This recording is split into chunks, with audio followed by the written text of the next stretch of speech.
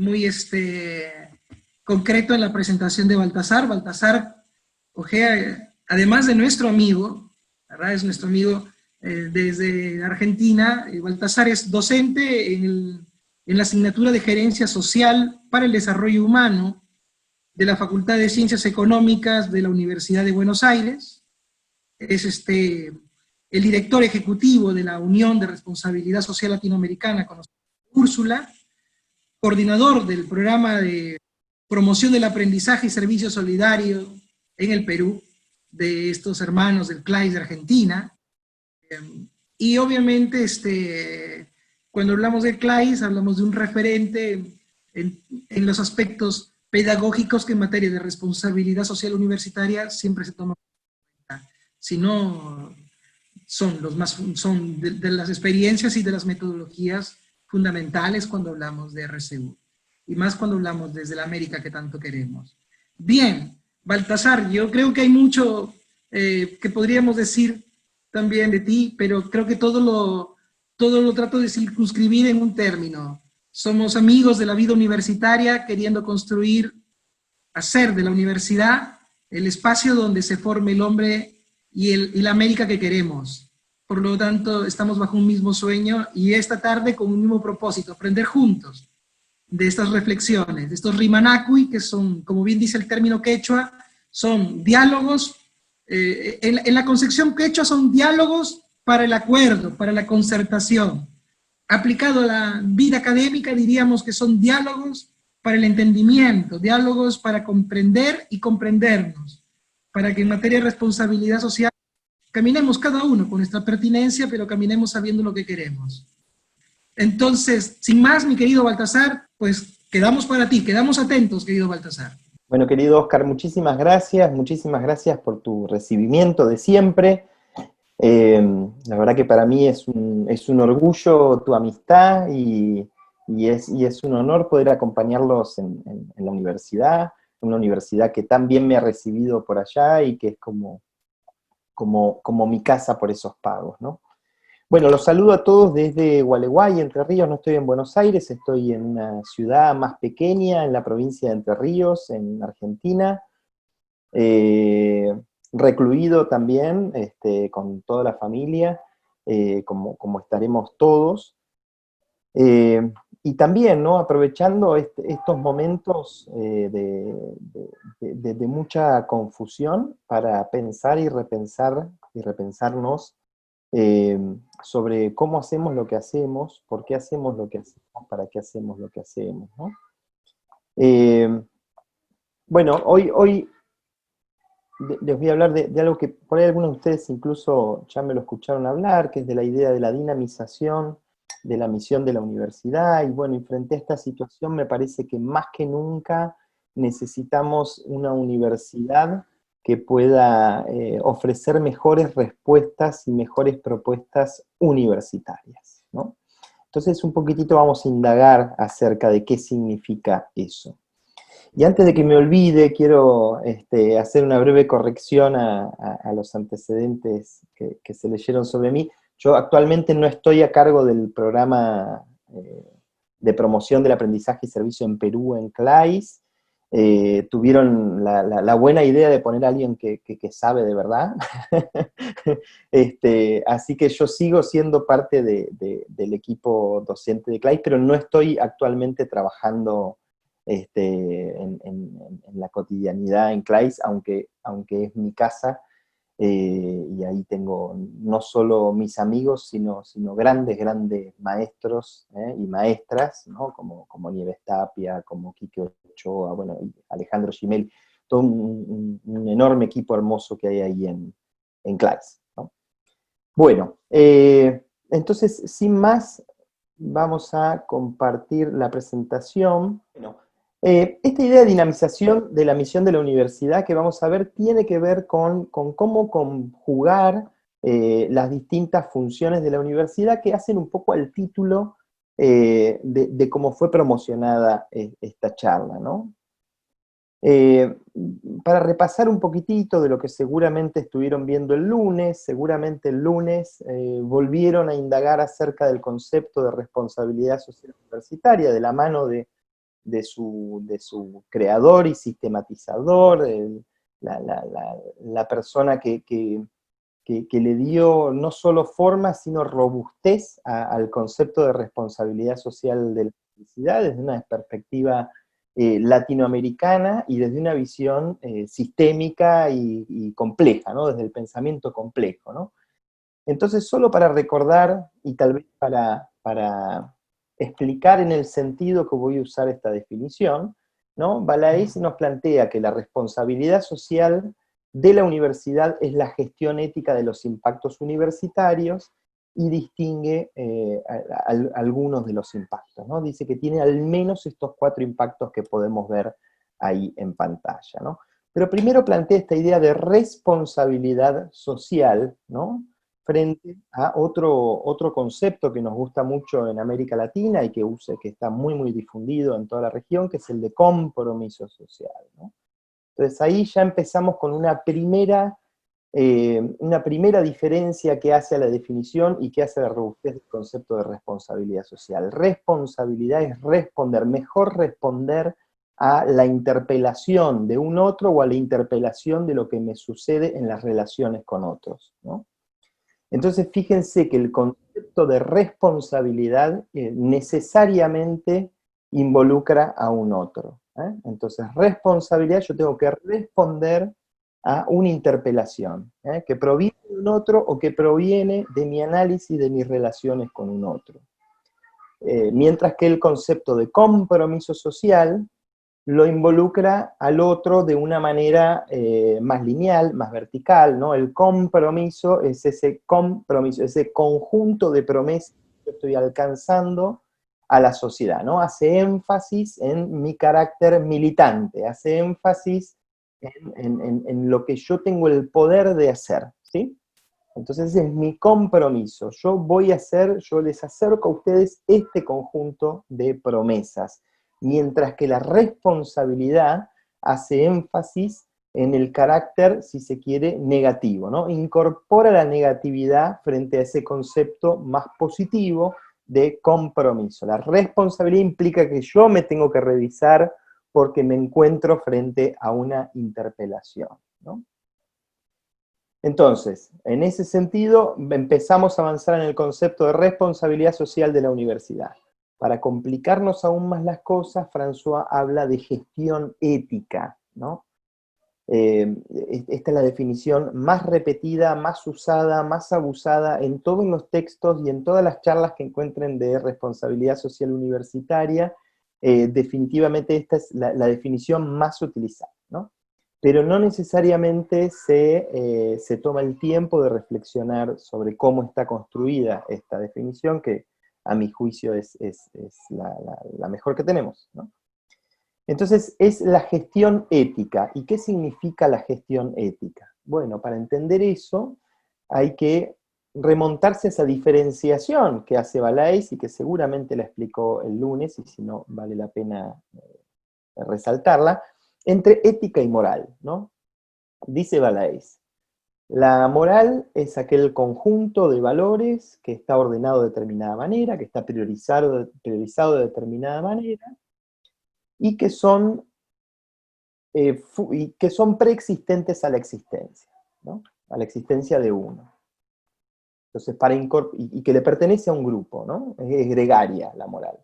Entonces, uno para integrarse a determinada sociedad, para integrarse a determinado grupo, tiene que aprender de esos valores, tiene que obedecer esos valores eh, justamente para poder ser parte de ese grupo, ¿no? Entonces la moral que te invita a obedecer es fundamental en términos de integración social. Si uno obedece a esa moral que existe, que es imperante, para integrarse socialmente. La ética, en cambio, dice Balaís, es una reflexión crítica sobre esa moral, sobre alguno de sus componentes, o sobre cómo se da la priorización de esos componentes en el marco de esa moral, ¿no? Y de esa reflexión, de esa discusión sobre de esos componentes, esos valores, hay dos posibilidades: o confirmar la moral, modificarla. desobedecerla. La conclusión a la que llega Balaes en este sentido es, bueno, en términos bien simples, bien sencillos, la moral nos invita a obedecer, ¿no? Eso es fundamental para integrarnos, nos invita a obedecer. La ética nos invita a desobedecer, ¿sí? Nos da la posibilidad de, a través de un primer cuestionamiento, de desobedecer. Entonces, en este sentido, cuando hablamos de gestión ética, de algún modo estamos hablando de la administración, la articulación, la ecualización de la desobediencia. ¿Desobediencia frente a qué? Desobediencia frente al sistema moral imperante. ¿Sí? La ética, si la definimos como una reflexión crítica acerca de la moral imperante, bueno, en este caso entonces es la administración de la desobediencia frente al sistema moral imperante que se llama neoliberalismo. ¿Sí? Si hubiera otro sistema, esta gestión ética de la responsabilidad social universitaria, si hubiera otra moral imperante, miraría con mucho cuidado esa otra moral imperante, ¿no? En nuestros días es, queridas amigas, queridos amigos, el neoliberalismo. Finalmente nos habla de los impactos. Entonces, hasta ahora tenemos que la responsabilidad social de algún modo es esa respuesta frente a la interpelación de un otro o de algún hecho en el vínculo que establezco con los otros, de modo que respondo a través de una administración de la desobediencia frente al sistema moral imperante, administración de la desobediencia a través de ¿qué? De los impactos. Bueno, ¿y qué son los impactos? Bueno, también ahí complejiza aún más el concepto, ¿no? Recuerden que los actos refieren a aquello que hago, a aquello que estoy haciendo, a aquello que hice, y los impactos refieren a aquello que hace lo que estoy haciendo, aquello que hace lo que hago, ¿no? Entonces hay una pérdida de autonomía. Entonces fíjense cómo en esta idea de impacto vuelve a aparecer un otro, esta vez en sentido contrario, porque esta vez no es el otro interpelándome, sino que para poder contribuir en ese impacto, necesariamente yo tengo que interpelar otras organizaciones, ¿sí? El impacto está co-construido como resultado o como parte de los resultantes de los actos de diferentes organizaciones, ¿sí? Entonces, necesariamente cuando hablo de responsabilidad social, parte de esa responsabilidad va a estar en el cuestionamiento, en la interpelación a todo el sistema, ¿sí? En la interpelación a otros actores. ¿Sí? ¿Vamos bien? Bien. Entonces, tenemos la definición, nos define Balaes los impactos, que todos lo conocen bien, y como es una disciplina de la ética aplicada al desarrollo, necesariamente nos tiene que marcar un horizonte de desarrollo. Entonces el que plantea Balaes es el desarrollo sostenible. ¿Mm?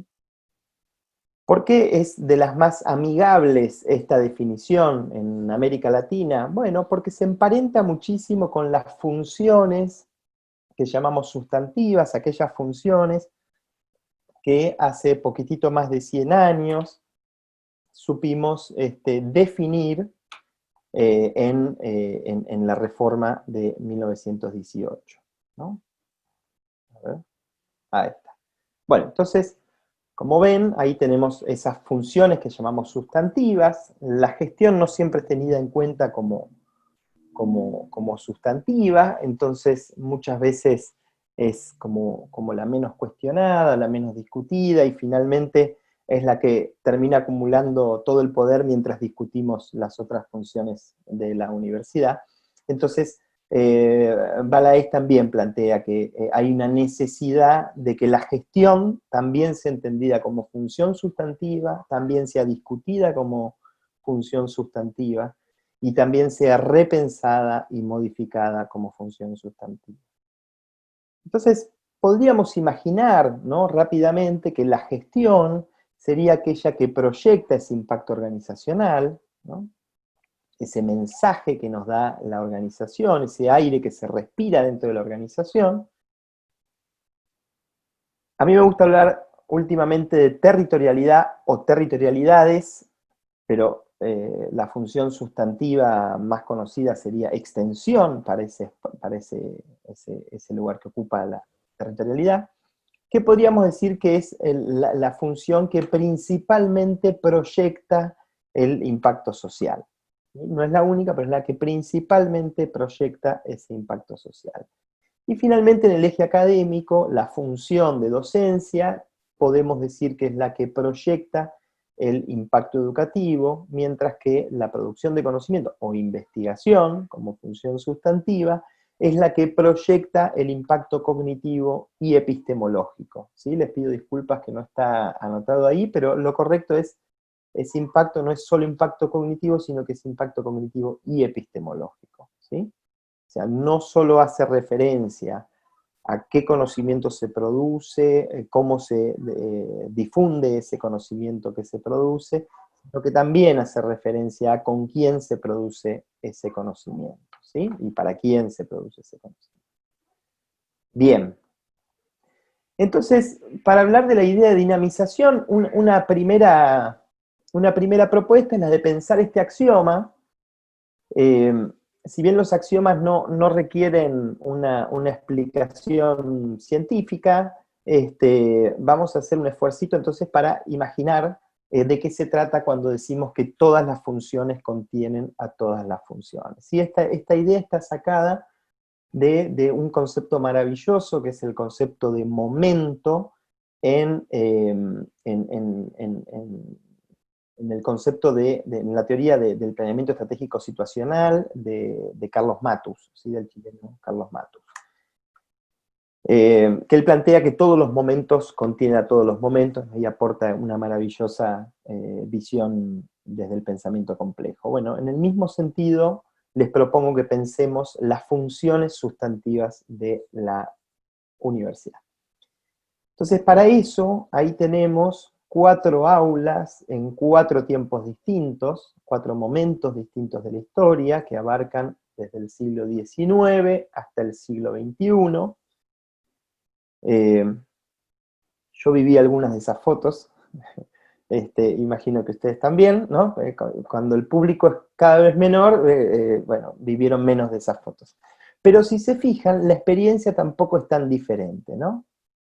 Fíjense que estamos abarcando más o menos 2 siglos, y hay cierta estructura central que se está sosteniendo, ¿no? Entonces uno tiene una persona que está mirando en un sentido, ¿no? Que aparenta tener intenciones de compartir conocimiento, y uno tiene a un conjunto de personas del otro lado, mirando en sentido contrario, y que también aparenta esa intencionalidad de querer compartir, intercambiar algún conocimiento, ¿cierto? Bien. Entonces, un poco el ejercicio es, imaginemos que estamos afuera del aula, ¿no? Como ahora, estamos viendo por la ventana lo que está sucediendo adentro del aula, ¿no?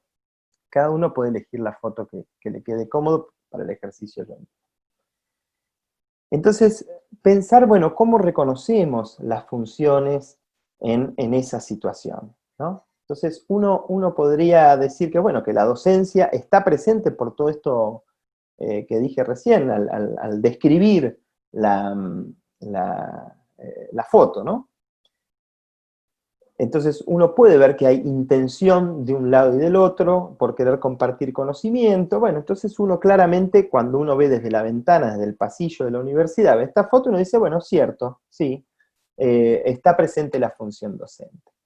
Bueno, tal vez hay que hacer un poquitito más de esfuerzo para reconocer las otras funciones. Tal vez la función que más rápido aparece después de la función de la docencia es la función de gestión, ¿no? Porque uno podría decir, bueno, en todos los casos el aula está limpia, entonces hubo alguien que se ocupó de que el aula estuviera limpia, están los elementos necesarios para llevar adelante la clase, ¿no? Todo eso lo hizo claramente de gestión.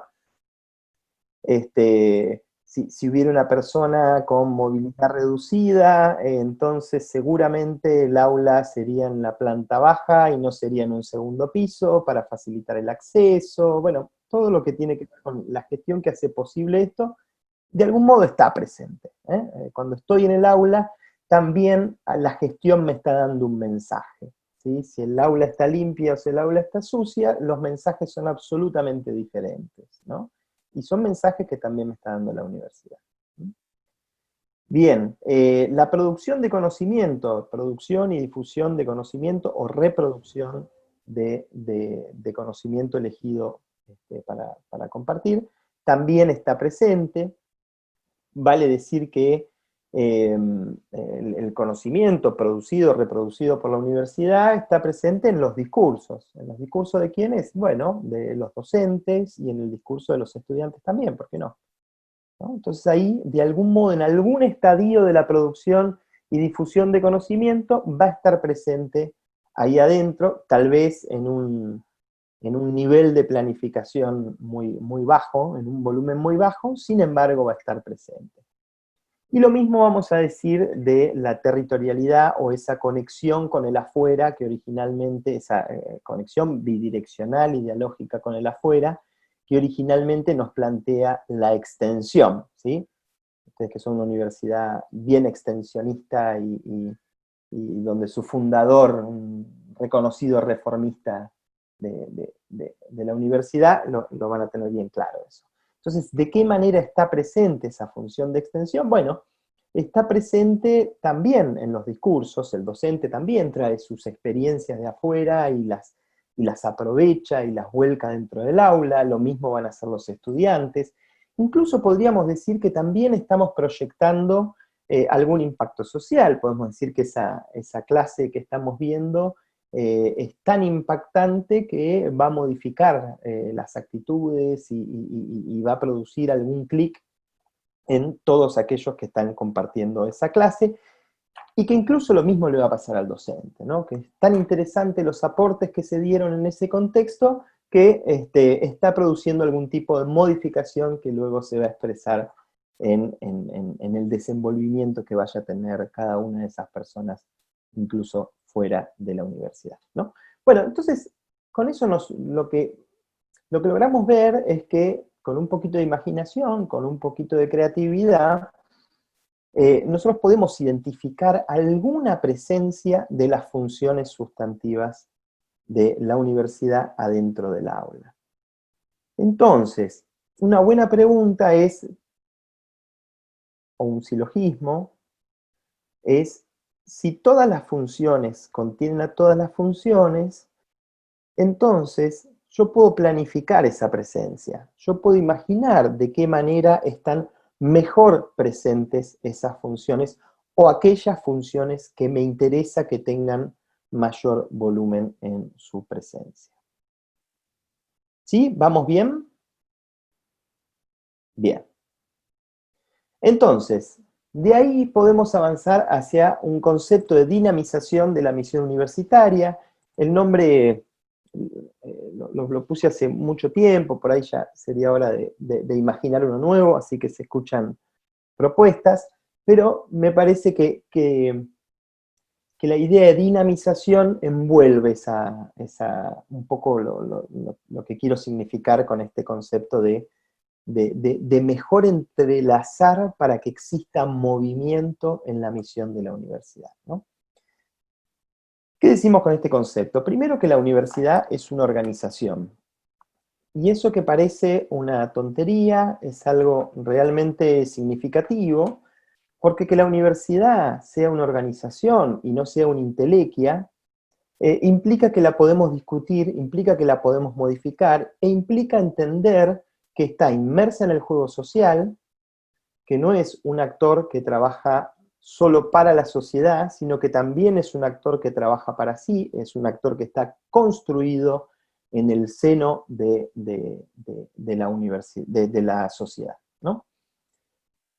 ¿Y qué quiere decir eso? Quiere decir que goza de los mismos beneficios que gozan las organizaciones, más algunos otros, y que también sufre los mismos males que sufren las organizaciones y que sufre la sociedad, ¿sí? Entonces, una sociedad en la que se destacan determinados hechos de corrupción, bueno, también vamos a encontrar destacados hechos de corrupción dentro de nuestras universidades, ¿no? O sea, no es una isla que no se toca con la sociedad, salvo cuando a ella le interesa ofrecerle algo de manera altruista a la sociedad. No. Tiene una relación que es dialógica, que es constructiva, y que en esa relación dialógica hay un intercambio de valores, de saberes, de inquietudes y de mecanismos eh, que, que, que permanecen dentro y fuera, ¿no? de la universidad, ¿no? Si bien también eventualmente puede ser parte de una conciencia ética de la sociedad, puede ser parte de ese pensum que critica esa moral que prevalece en una sociedad, lo cierto es que existe ese intercambio y las mismas personas que están adentro de la universidad se desenvuelven en otros ámbitos permanentemente. Entonces, la universidad es una organización. Como es una organización la podemos discutir, como es una organización la podemos definir, como es una organización podemos identificar cuáles son sus actividades, ¿no? En las disciplinas administrativas, ¿no? Sobre todo en la bibliografía en inglés, se dice que las organizaciones tienen un core business, ¿no? Que es como su quehacer principal, ¿no? Que es lo que nosotros llamamos nuestras funciones sustantivas, ¿sí? Nuestras funciones sustantivas son parte de ese core business. Pero bueno, entonces, si existen esas actividades que son sustantivas, existe un core business, entonces existe una actividad que llamaremos universitaria y existe una actividad que es no universitaria. Yo estuve rastreando mucho alguna definición que me dejara conforme de qué es una actividad universitaria, cómo definimos una actividad universitaria. Bueno, mi inconformismo me llevó a proponer esta idea. Entonces, vamos a decir que una actividad tiene ese atributo de universitaria, ¿no? Y que ese atributo de universitaria es una propiedad emergente de la conjunción de las funciones sustantivas, ¿sí? El concepto de propiedad emergente es un concepto de la química, pero que se usa mucho en el pensamiento complejo, que es cuando dos elementos carecen de determinada propiedad, pero cuando se juntan esos dos elementos adquieren una propiedad nueva que por separado no tenían, ¿sí? Eso es una propiedad emergente. Yo daba un ejemplo que finalmente me lo criticaron, pero que era bastante claro para mí, que era el ejemplo del agua, ¿no? El hidrógeno no conduce electricidad, el oxígeno no conduce electricidad, por suerte, pero si juntamos dos partículas de uno y una de otro, bueno, el agua conduce electricidad, pero los profes de química me dijeron el agua limpia no conduce electricidad, así que estaba equivocado mi razonamiento, pero tal vez sirve la analogía para interpretar lo que quiere decir esta idea de propiedad emergente. Entonces vale decir que una actividad es universitaria cuando conjuga todas las funciones sustantivas, ¿no? Las conjuga de determinado modo, ¿sí? Porque uno podría decir, bueno, ¿cuál es el valor de esta definición si acabamos de establecer por axioma que todas las funciones contienen a todas las funciones? Si todas las funciones contienen a todas las funciones, entonces siempre existe esa conjunción. Bueno, vale decir entonces que esa conjunción debe ser consciente, es decir, planificada. Yo tengo que poder imaginar y planificar cuál va a ser el volumen de las funciones en mi actividad. Tiene que ser coherente, esto quiere decir que tiene que tener alguna congruencia con la visión del hombre, mujer del universo que propone esa organización, en este caso la universidad, y tiene que ser consistente. Esto quiere decir que la organización tiene que poder soportar esa ecualización de las funciones, ¿sí? ¿Cómo tiene que soportarlo? Organizacionalmente, y tiene que soportarlo también económicamente, ¿sí? Pero básicamente organizacionalmente, ¿no? Políticamente. Tiene que haber una decisión política de soportar esa ecualización, ¿sí? Bien, vamos a volver seguramente. Entonces, pasamos rápidamente por las tres formas de intervención, inyección o de social solidaria de la universidad con el entorno, sobre todo desde la extensión, ¿no? Y desde la docencia, que son las más difundidas en toda América Latina, ¿no? Entonces tenemos por un lado el voluntariado o universitarios voluntarios, ¿no? Ustedes van a ver que ahí a la izquierda van a ver una flecha que nos va indicando cuándo está más comprometida la misión de la universidad y cuándo está menos comprometida la misión de la universidad. Entonces el voluntariado, esta idea de universitarios voluntarios, es una universidad o es un tipo de actividad en el que la universidad prácticamente se limita a contactar al voluntario, al universitario, con alguna causa, alguna organización, ¿no? Vieron que hay una organización bastante conocida en toda la región, que es la organización Techo, ¿no? Antes se llamaba Un Techo para mi País, así, que básicamente hace eso, ¿no? Va por las universidades y hace acuerdos con las universidades, los estudiantes participan en esta organización en determinados programas de armados de casas de emergencia y demás, ¿no? Bueno, ahí hay un ejemplo claro de este voluntariado, ¿no? Entonces son los universitarios los que están comprometidos con una causa, y la universidad sirvió de vehículo para hacer ese nexo, ¿no? También puede ser un proyecto de la universidad en el que no está presente la experticia de la universidad, ¿no? Podría ser esta idea de, no sé, colaborar con un merendero, o con un comedor comunitario, haciendo las actividades comunes de ese comedor. Bueno, eso sería una actividad de voluntariado. Cabe la aclaración que comprometa menos la misión universitaria no significa que tenga menos valor la actividad, ¿sí? Es solo una identificación. En un segundo término, el voluntariado universitario, donde ahí la experticia de la universidad sí está en juego, ¿no?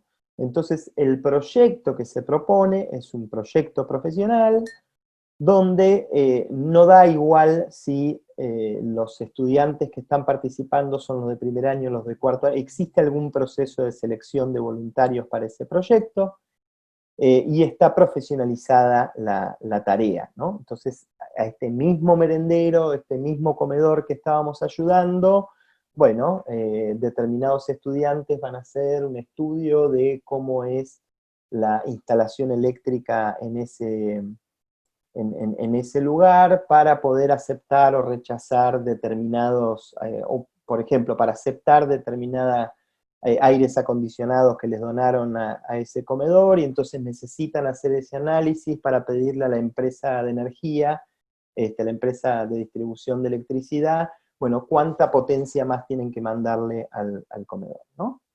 Eso es una tarea compleja, ¿no? Y que sigue siendo un comedor, la vinculación sigue siendo con ese mismo actor, pero como verán, ahí el proyecto se profesionalizó un poquitito más, y hay más presencia de esa experticia de la universidad. Y finalmente, el aprendizaje de servicio solidario, o el aprendizaje basado en desafíos sociales, ¿no? Que es esta idea de encontrar estos objetivos sociales, ¿no? Y asociarlos a objetivos de aprendizaje, ¿no? Entonces ahí están las tres características que menciona la profesora Nieves Tapia, ¿no? Que dice que son tres características de todos los proyectos de aprendizaje y servicio solidario, y yo les aseguro que esas tres características son suficientes para reconocer cuándo estamos hablando de esto, cuándo estamos hablando de aprendizaje y servicio, ¿no? si hay protagonismo estudiantil, es decir, si los estudiantes estuvieron durante la planificación, si están durante la implementación, si tienen realmente el protagonismo, por supuesto con el acompañamiento y orientación de los docentes, eh, si hay una intencionalidad pedagógica, ¿no? Entonces esto es, no solo existe ese protagonismo estudiantil en un proyecto, sino que vamos a ir acompañando ese proyecto con las reflexiones necesarias para alcanzar los objetivos de aprendizaje curricular, ¿sí? Entonces hay una intencionalidad pedagógica curricular, ¿sí? Y finalmente una intencionalidad solidaria, que es abordar una necesidad concreta y sentida por la sociedad, ¿no? Algo que está realmente sucediendo en la comunidad y que se considera que a través de ese proyecto se puede superar determinada realidad insatisfactoria, ¿no? Bien, entonces ahí tenemos más o menos las tres formas más difundidas. Hay otras, por supuesto que hay otras. Hay otras en investigación, ¿no? Está la investigación basada en la comunidad. Hay diferentes formas de vinculación con la sociedad que se podrían identificarse. Entonces, acá hay una ecualización estereotípica de estas formas de, de intervención social solidaria, ¿no? Entonces vemos que el voluntariado, vamos a ver que tiene la docencia en un volumen muy bajo, ¿no? ¿Qué quiere decir esto? ¿Que no hay aprendizajes en los proyectos de voluntariado? No, por supuesto que hay aprendizajes, pero recuerden, no está esa intencionalidad pedagógica, no está en juego el saber universitario, entonces claramente esa función docente está en un volumen muy bajo. La producción de conocimiento también está en un volumen muy bajo, ¿sí? No significa que una actividad de voluntariado no pueda tener disparadores esenciales y necesarios para la producción de conocimiento nuevo, ¿no? Volviendo al ejemplo del comedor que estábamos, bueno, primero fuimos a acompañar al comedor y entonces íbamos los estudiantes a ayudar a servir el mate cocido, el café con leche, en la merienda, ¿no? Pero ahí nos enteramos que le habían donado una cantidad de equipos de aire acondicionado y sabíamos que había que ver si la instalación eléctrica lo soportaba. Bueno, fíjense cómo desde un proyecto de voluntariado sin presencia de la experticia de la universidad, de golpe nace una posibilidad de no solo desarrollar otro proyecto, sino también de investigar determinada cosa, ¿no? O que en ese comedor hay determinados niños o personas que empiezan a tener cierto problema de salud, cierto problema en la panza, entonces se decide desde la universidad investigar, bueno, cómo está el agua, investigar cómo está la comida, etcétera. Bueno, ahí estamos abordando desde protocolos de investigación muy específicos, ¿no? Problemáticas o inquietudes que surgieron de un proyecto de voluntariado. Territorialidad, bueno, está presente la territorialidad de los universitarios, ¿sí? No de la universidad. Sin embargo, van a ver ahí que está en un volumen medio bajo, porque ahí la universidad está teniendo contacto con otras organizaciones, ¿sí? Sociales. No necesariamente se involucra en los proyectos, pero sí está en un nivel de segundo orden, vinculándose con actores o con interlocutores de la sociedad. Y la gestión también es muy limitada, no necesita grandes recursos para poder llevarse adelante. Entonces la gestión para programas de voluntariado, si bien implica cierto esfuerzo de gestión, no es algo tan complejo como en los otros casos, ¿no? Al voluntariado universitario, ahí ya vemos que es necesario que los estudiantes estén más avanzados, de acuerdo a las características del proyecto, entonces vale decir que esa experticia que incluso los aprendizajes que surjan del proyecto van a tener una mirada diferente, ¿sí? Lo mismo con la producción de conocimiento, casi igual al proyecto anterior que decíamos. Territorialidad, bueno, ahí la universidad ya tiene un compromiso diferente con el proyecto, porque en general los proyectos de voluntariado sí son diseñados dentro de la universidad, entonces es la universidad con todo el aval que está en el territorio.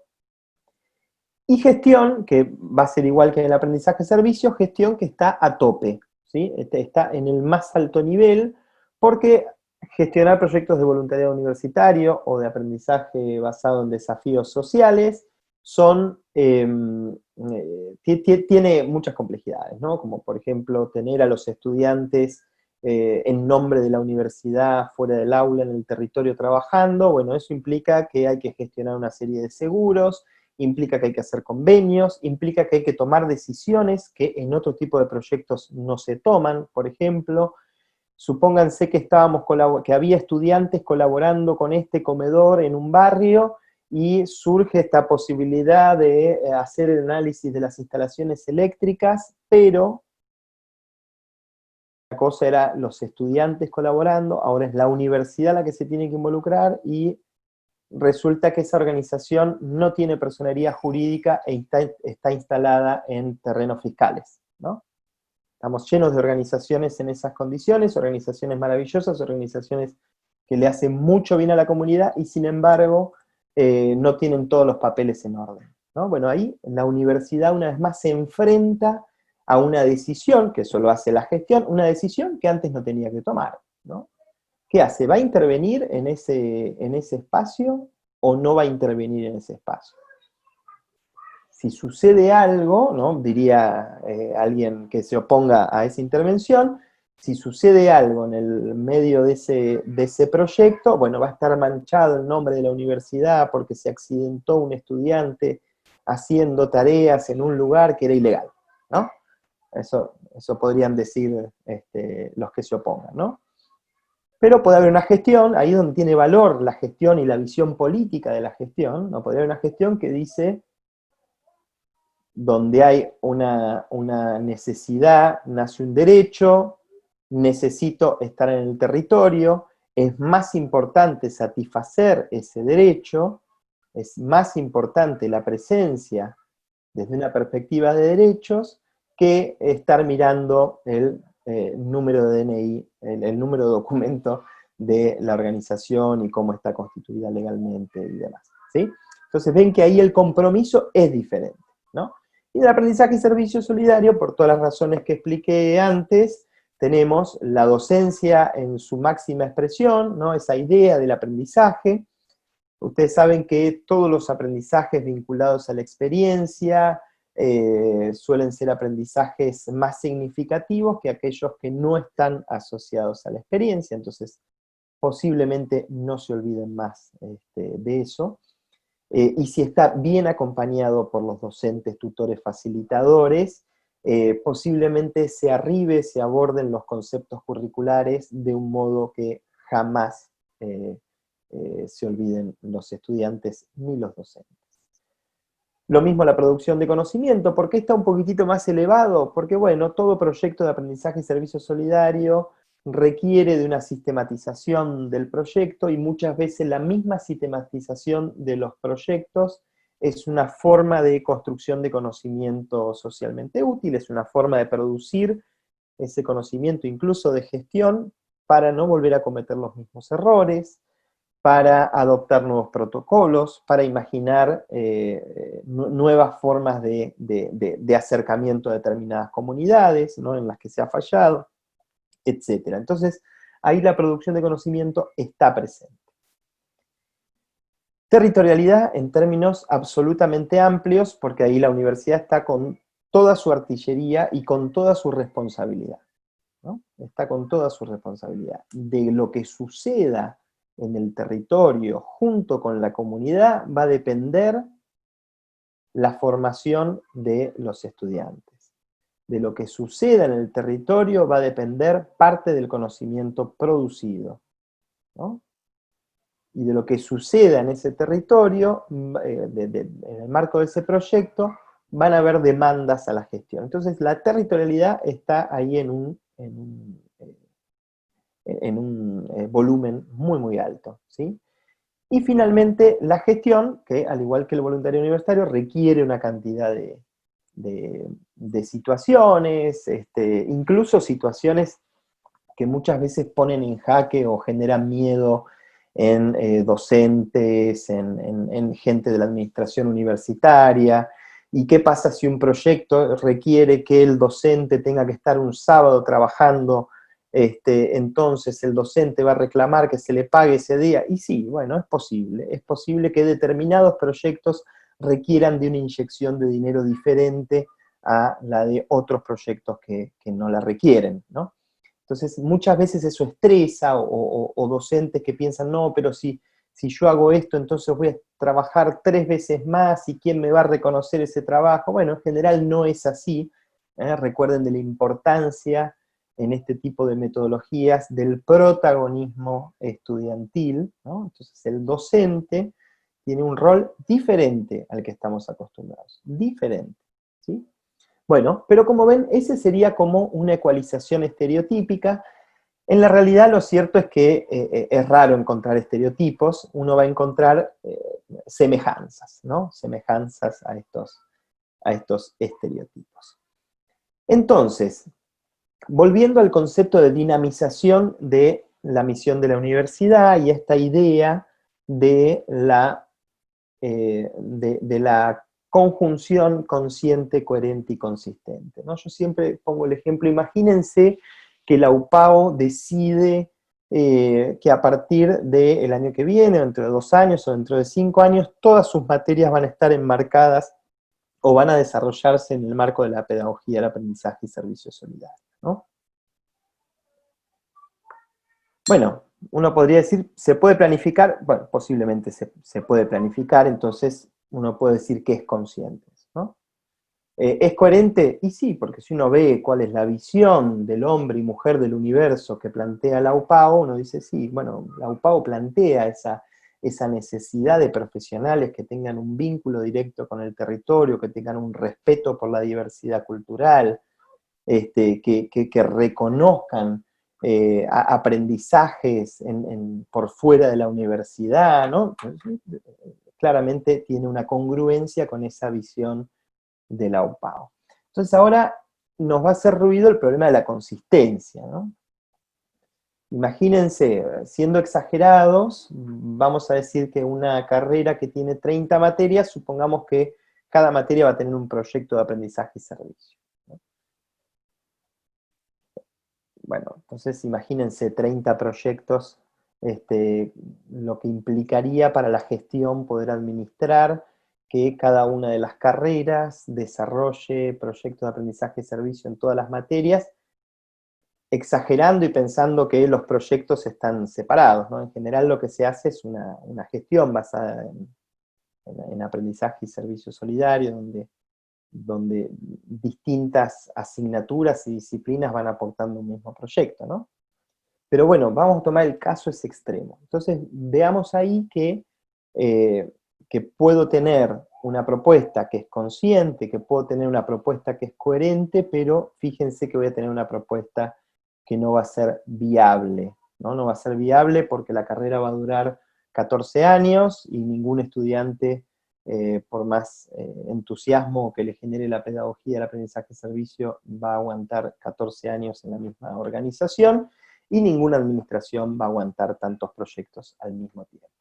Entonces, ¿dónde está esta idea de la ecualización? Bueno, esta idea está en siempre pensar las posibilidades que tiene cada una de las universidades y cómo hacemos para ecualizar en las actividades relevantes de la universidad, cómo las convertimos en actividad universitaria, ¿no? Teniendo en cuenta estas circunstancias que puede tener una universidad, ¿no? Y también poniendo en valor los silencios, ¿no?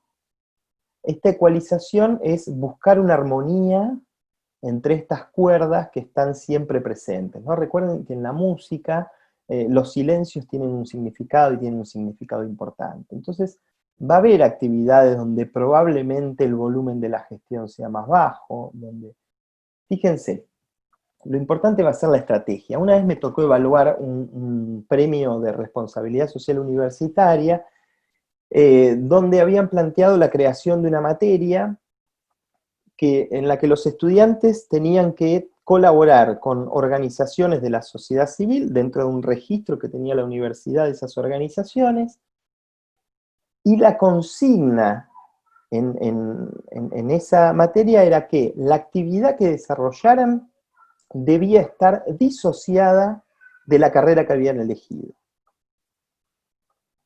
O sea, fíjense, todo lo contrario al aprendizaje y servicio, ¿no? Debía estar disociada de la carrera que estaban haciendo, ¿no? Entonces yo antes de poner la calificación en esa evaluación, pregunté por qué eso era así, ¿no? Entonces pedí información ampliatoria y demás, y la justificación fue espectacular, porque lo que plantearon es lo siguiente, bueno, esta materia se da en el segundo año, los estudiantes tienen un entusiasmo importante con esto de ser universitarios, y nosotros lo que necesitamos en esta etapa es que se acerquen a una organización sin la soberbia universitaria. Esa fue la explicación. Necesitamos que se saquen la soberbia universitaria, que vayan a la organización, que trabajen sin que se les caiga ningún anillo, ningún collar, de las actividades que necesite la organización, y en un año posterior, o 2 años posteriores, ya a final de la carrera, tenemos otras instancias, o tendremos otras instancias de vinculación profesional en proyectos sociales, ¿no? Y fíjense qué interesante esto y qué importante, ¿no? ¿Dónde está puesto el ojo a la hora de pensar una mejor vinculación entre la comunidad universitaria y la comunidad en su conjunto? Y a mí este tema de la soberbia universitaria siempre me llegó, ¿no? Siempre me pareció un tema relevante, un tema a atender, y un tema que nos cuesta mucho atender porque posiblemente es parte de la interpelación a la que debemos responder, ¿no? Entonces es cómo una universidad también puede empezar a mirar con un poquitito más de horizontalidad, empezar a reconocer que el conocimiento no abarca todo el saber, que la sabiduría popular suele ofrecer respuestas más veloces, más rápidas y muchas veces más efectivas a los problemas populares, a los problemas de la sociedad. Y en esta dinámica, entonces, en esta ecualización, yo muchas veces veo que las organizaciones sociales finalmente desarrollan actividad universitaria, ¿no? Las organizaciones sociales que están en el territorio, en función de las necesidades, de las demandas del propio territorio, que las están sufriendo porque están en el territorio, en función de eso muchas veces generan dispositivos nuevos, generan conocimiento nuevo que la universidad no tiene la capacidad para generar, o por lo menos no tiene la cercanía como para generarlo, y en función de eso también ofrecen formación para los mismos barrios donde están presentes, para mejor intervenir en esa realidad, ¿no? Entonces fíjense cómo esta idea de las funciones sustantivas muchas veces está presente en otros lugares con una mirada más compleja y posiblemente más efectiva en las organizaciones de la sociedad civil, ¿no? Y particularmente en las de base, ¿no? Acá en Argentina tenemos un registro nacional de los barrios populares, ¿sí? De las villas, asentamientos y demás, desarrollado íntegramente por las organizaciones sociales, ¿no?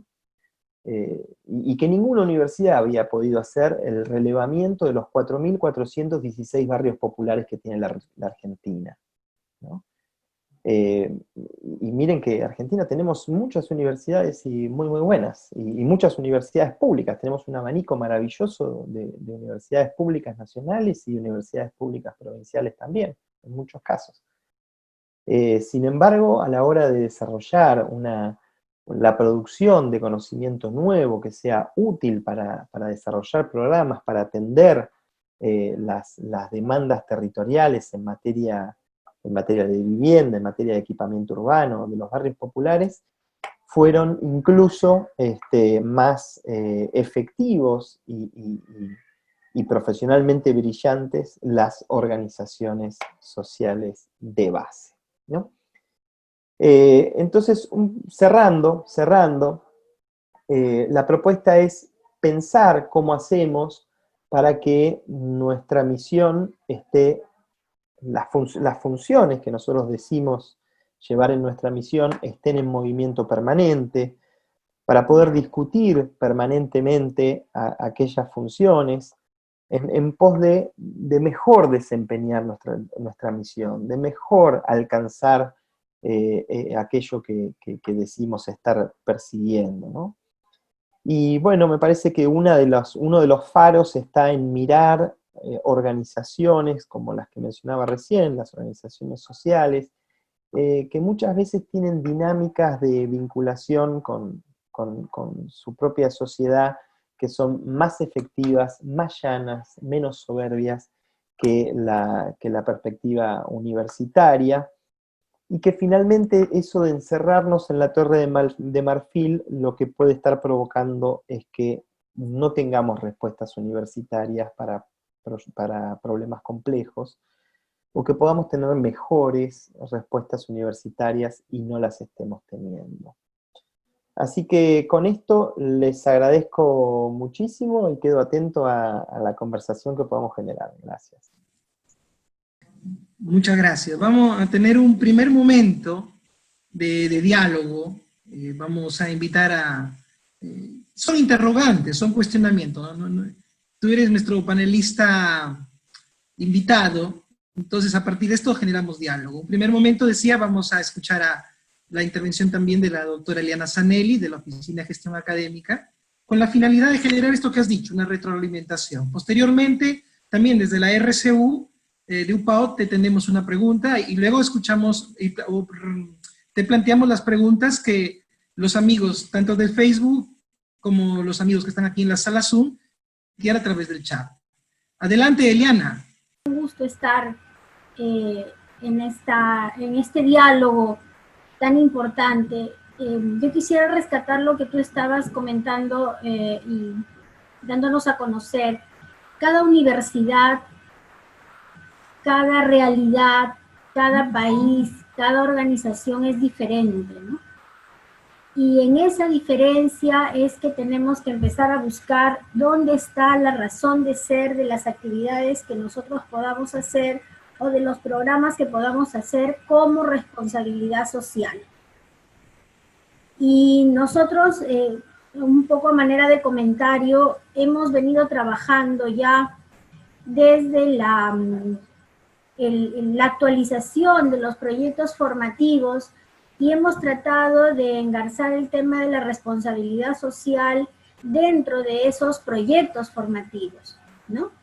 Sin embargo, yo creo que todavía, y ese trabajo ya lo estamos tratando, yo digo tratando de articular con el trabajo que hace responsabilidad social, porque inicialmente, como tú dices, a veces empezamos de manera muy desarticulada, ¿no?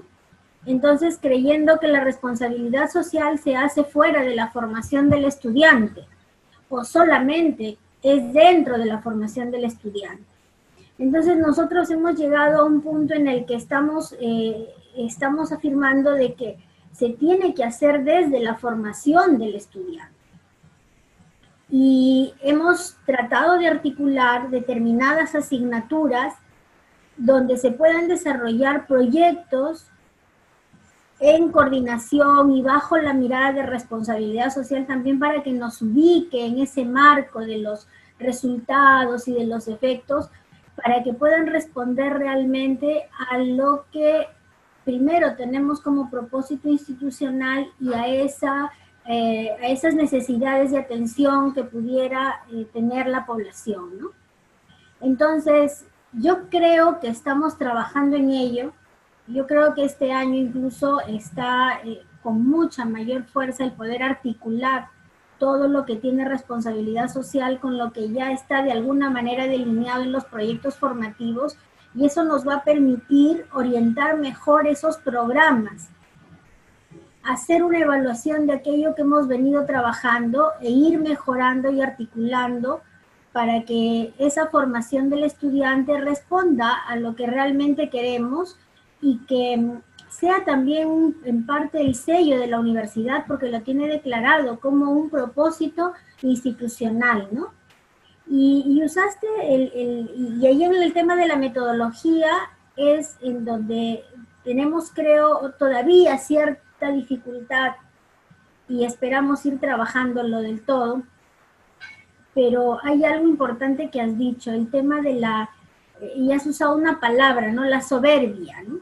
Universitaria, es cierto, para poder entender bien el trabajo que vamos a hacer, tenemos que mirarnos desde el llano, incluso en la formación a nuestros estudiantes, para que realmente tengan, además de esa responsabilidad, esa sensibilidad y poder trabajar en verdaderos proyectos que nos puedan no solo formar como personas, sino también como profesionales, ¿no? Eso es esto, de mi parte, Oscar, y me parece muy enriquecedor este espacio que tenemos para poder ir identificando las metodologías y cómo articular el trabajo que estamos haciendo, ¿no? Baltasar, como podrás notar, el esfuerzo de vincular el currículo con la RCU no resulta fácil, porque en la teoría nosotros tenemos un dilema con la ley. La ley suena muy bien, nos lo decía François el día lunes, tenemos una de las mejores leyes en el Perú, pero ¿cómo aterrizamos dentro del plano metodológico? Además, porque si bien aprendizaje servicio solidario es una opción metodológica, pedagógica, didáctica, no es que de pronto nosotros damos ese vuelco de la noche a la mañana. Como bien dijiste, es mirar el futuro. Por ejemplo, una de las opciones pedagógicas que tenemos nosotros, planteadas en nuestro modelo educativo, es el aprendizaje situado. Una de las opciones. Y quizá eso es lo que me lleva a esta pregunta. Me lleva a una pregunta que recoge un poco el trabajo de los responsables de RCU de 18 programas de estudios, donde ingenierías, medicina, ciencias de la salud, un trabajo importantísimo en educación inicial, en enfermería, de manera muy particular. Entonces, cada una desde su pertinencia. Pero yo quería hacerte una pregunta que tiene que llevarnos un poco a la reflexión. Aquí también te escuchan directores de escuela, también está algunos decanos, de manera muy especial, la decana de Ciencias de la Salud de la universidad, y están amigos de Huánuco, de Huancavelica, que están saludando y están planteando también algunas preguntas. Quienes deseen pueden seguirlo haciendo a través del chat para trasladar luego las preguntas a Baltasar. Esta es la inquietud que tienen aquí los colegas. La relación entre currículo y RCU, ¿cuál es la mejor evidencia que podemos tener de la relación currículo-RCU? O sea, tú has hablado del aspecto moral, porque si no, y voy a trasladar exactamente lo que dicen algunos responsables de RCU. Se dice, la RCU pareciera ser como la ruedita que queda al final, o sea, suena lo social, métele ahí algún proyecto, alguna cuestión social, pero nada tiene que ver con eso la RCU. Entonces, la pregunta, la sintetizo, todas las inquietudes en esta pregunta. ¿Cuál te parece debiera ser la evidencia, incluso apelando a esta cuestión moral de la que has referido, de la relación currículo-RCU? Respecto a la pregunta, bueno, me encantaría tener una respuesta. Por ahora, creo que solo nos podemos valer de pedagogías y metodologías que lo que hagan es un poco lo que plantea la responsabilidad social universitaria en los términos en los que yo utilicé el concepto, ¿sí? Recuerdan que hablamos de administrar la desobediencia, ¿sí? Entonces, una universidad que camina ese sendero de la responsabilidad social, que nunca se alcanza, porque, como planteaba, incluso cuando se logra transformar ese sistema moral imperante, Incluso la responsabilidad social nos va a decir, tenemos que tener una mirada crítica sobre este nuevo sistema moral imperante, tenemos que criticar este nuevo sistema moral imperante, ¿no? Entonces, no es que hay un modelo que se aplica en una universidad, entonces esa universidad es socialmente responsable, ¿no? La clave, por eso la responsabilidad social está posiblemente en la mirada más política que debe tener la universidad, ¿no? Es claramente una declaración política e ideológica que tiene una universidad. Es una universidad que cree o no cree en los derechos humanos. Es una universidad que cree o no cree en la satisfacción con la mayor plenitud posible de cada uno de esos derechos que creemos que son para los hombres y mujeres de nuestros países, ¿no? Entonces, en ese sentido, me parece que el criterio, y esto es una opinión personal, ¿sí? Esto no es una opinión bueno, de Úrsula nunca, porque Úrsula es muy variado, muy amplio, ni tampoco de la gestión de Úrsula, digo, de los que estamos por ahí más metidos en el día a día de Úrsula. Es una opinión personal mía. Me parece que la idea o el sendero, el camino de responsabilidad social universitaria va a estar más marcado por cuáles son las batallas que elijo que por el plan integral de gestión que diseñé para mostrarle a determinada agencia de acreditación. Entonces, cuando vos planteás esta idea o este desafío del aprendizaje situado, bueno, a mí eso me parece una enorme desobediencia al sistema educativo como está planteado, ¿no? Desarrollar determinadas pedagogías resultan irreverentes para el sistema, ¿no? Y nosotros, gracias al cielo, tenemos un continente que ha sabido exportar irreverencia, ¿no? Y que ha sabido construir conceptos y categorías de análisis y pedagogías y formas de mirar la educación, ¿no? Como lo tenemos a Paulo Freire en otro idioma, pero en el mismo continente, y también hablaba un perfecto castellano, ¿no? Entonces, me parece que la clave va a estar en cuáles son las batallas que elijo, y te digo porque es un desafío muy grande para un área de responsabilidad social, ¿no? O sea, es mucho más grande el desafío político que el de decir, tengo estos criterios para todas las materias de las carreras, ¿no? Me parece que ahí está la clave, ¿no? Es cuáles son las batallas que voy a elegir como universidad para que la cosa cambie realmente, ¿no? Para acompañar un mensaje que me interesa dar, ¿no? Y ahí me parece que en ese sentido puede haber instrumentos, puede haber un montón de cosas que acompañan, la ley puede ser un gran instrumento, la ley tiene de bueno que define muy bien el concepto, no sé si es una gran ley, es la que hay, en otros lados no hay, entonces por ahí le gusta mucho la ley, a mí leer esa ley me llamó la atención, pero no es que dije, uy, qué bueno, ya con esto vamos a lograr un cambio en nuestra forma de construir universidad.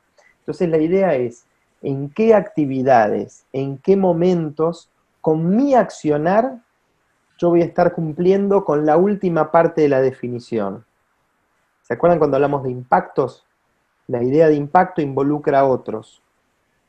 Entonces yo con mi accionar, no necesariamente con mi discurso, con mi accionar yo tengo que estar interpelando a esos otros. Si yo logro interpelar al sistema, no importa si es con todas mis actividades o con algunas, tiene que ser estratégico, tiene que ser político. Entonces voy a estar mejor desempeñando mi responsabilidad social, ¿no? Después hay un montón de otras cosas que hacen muy bien en el sentido de formar personas buenas, de formar personas que tengan que sean criteriosas, que sean atentas respecto del ambiente, atentas respecto de las otras personas, de la convivencia, está muy bien, ¿no? Eso diría que es como una función que ni hay que resaltarla, digamos, eso es casi un deber, ¿no? Debería ser así eso. Pero la clave política o la responsabilidad universitaria mirada en clave política está en cuáles son las batallas que se eligen para interpelar con la propia acción. Entonces, si yo veo una universidad que establece para sí mismo determinadas pedagogías y que a través de esas pedagogías produce cosas que terminan siendo un bien público, ¿no? Terminan siendo un bien comunitario, un bien para la comunidad, también es parte, la comunidad universitaria también es parte. Entonces, yo voy a estar ante una evidencia de que se está trabajando bien, porque esa forma diferente de hacer finalmente está interpelando la forma normal de hacer las cosas, si se quiere, ¿no? No sé si quedó claro, creo que podría Sí, estructurarlo mejor algún día. Yo tengo a Bien. partir de eso una pregunta que creo que nos ayudaría. Entonces, el diagnóstico que debemos hacer es muy importante para poder hacer esa responsabilidad social, o sea, para trabajar en ese sentido y en los impactos que tú dices. Porque si ese diagnóstico es superficial, nos vamos a embarcar en una serie de proyectos que finalmente al momento de mirar los resultados que tú nos indicas no nos van a decir mayormente nada, sino solamente estadísticas, pero no vamos a evidenciar esos impactos que sí nos pide la responsabilidad social. Esa era la pregunta, ¿no? El diagnóstico, ¿qué tan importante es el diagnóstico?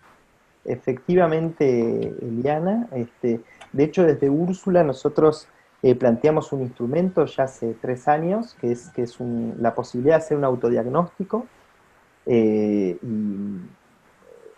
generamos una cantidad de indicadores, 88 indicadores para hacer un autodiagnóstico de la universidad. Con eso lo que hacemos nosotros es una investigación continental, ¿no?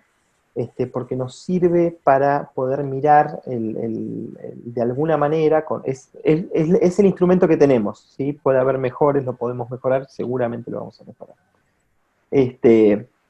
Pero nos sirve muchísimo también porque nos ayuda a reconocer dónde dónde ajusta el zapato en general en las universidades, ¿no? Y dónde está puesto el interés y dónde no está puesto el interés, ¿no? Por ejemplo, en la primera investigación, que fue hace 2 años, uno de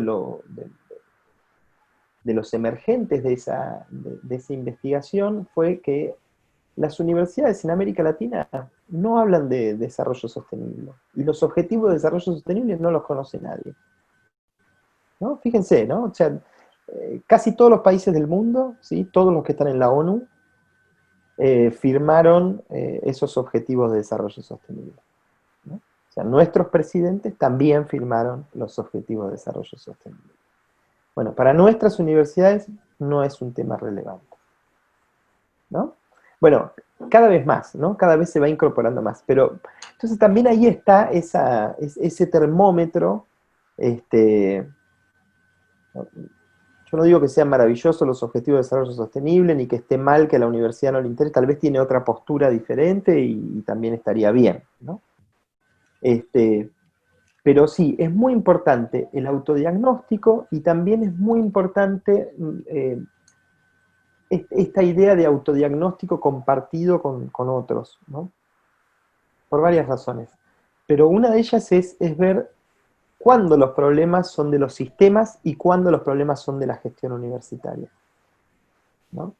Porque hay ciertas restricciones que son del sistema universitario, que son de nuestros sistemas educativos, y si se quiere, que son del sistema capitalista, ¿no? Digo que, y si fuera otro, del otro sistema, digamos, siempre va a haber restricciones que van a estar puestas por una afuera donde no tenemos tanto poder de intervención, solo tenemos ese poder de interpelación, ¿no?